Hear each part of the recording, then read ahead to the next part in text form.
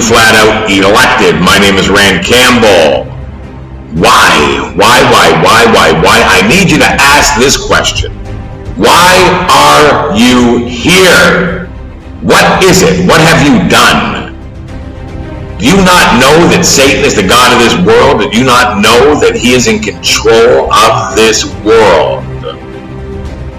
Satan is the God of this world. Even when he took Jesus to the highest mountain and showed him the kingdom, and told Jesus to bow down before me, worship me, and I will give you these kingdoms, Jesus did not argue with him.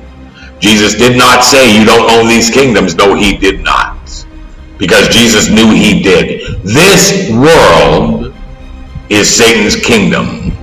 The system that you reside in is Satan's kingdom. You not understand that you are in Satan's world. Now here's the question. Why? Why would you be here? Why?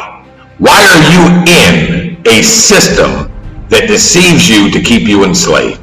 Why?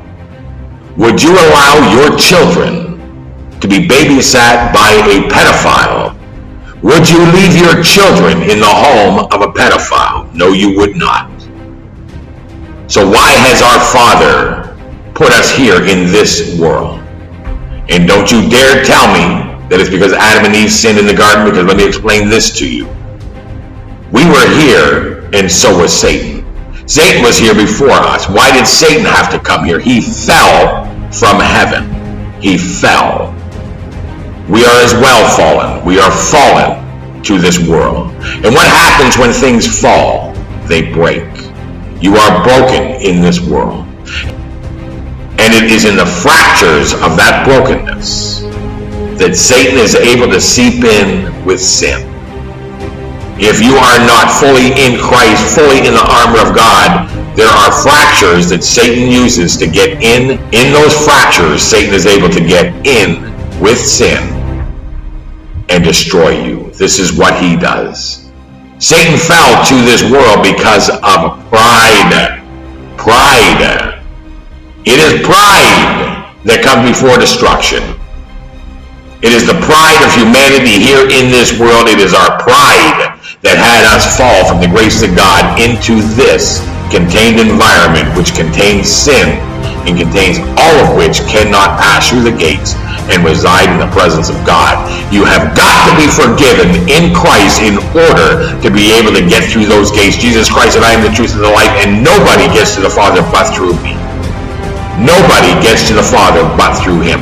You have been separated from God. Jesus Christ did not come here to make bad men good. He came here to give life to a spirit. If your spirit has not been given life, Jesus Christ said you cannot be born again in the flesh, you can only be born again in the spirit. If your spirit is not given life, you are dead. Jesus Christ said you cannot be born again in the flesh.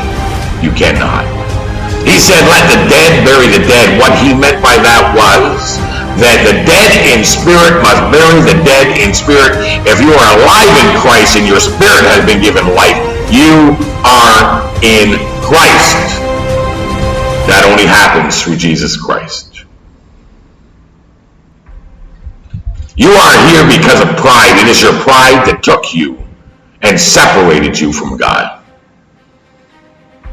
God does not like pride. It is your pride. You have to humble yourself before God. You have to decrease so that he can increase in your life. You have to separate yourself from the ways of this world, because the ways of this world is sin. You are sin-ridden in this world. You are deceived. It is an absolute sin to be proud of your deception, to be in pride of how deceived you are. How dare you stand before God, claim to be in Christ, and be so greatly deceived in that you won't even research what you are deceived by in this world in order to come out of this deception and get right with God fully. It is pride. This is why you're here. You're filled with pride. When you realize it's your pride that has separated you from God, when you realize it's your sin, your sinful nature that has separated you from God, you will come to the truths of how deceived this world is. You will learn that every single thing that you think you know is true is a lie. Then your heart will be broken. And Jesus Christ said, I came to save the broken-hearted. This world had better break your heart. You need to get back with God fully through Jesus Christ.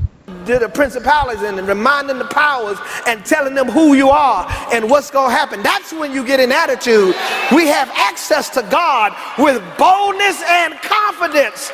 We can go boldly to the throne of God. We can go confidently to him. But what does the devil do? He keeps bringing up your past. He keeps bringing up your failures. He keeps bringing up your shortcomings. I'm not going to God on the basis of my righteousness, not my righteousness. I'm going on the basis of his righteousness and who he is.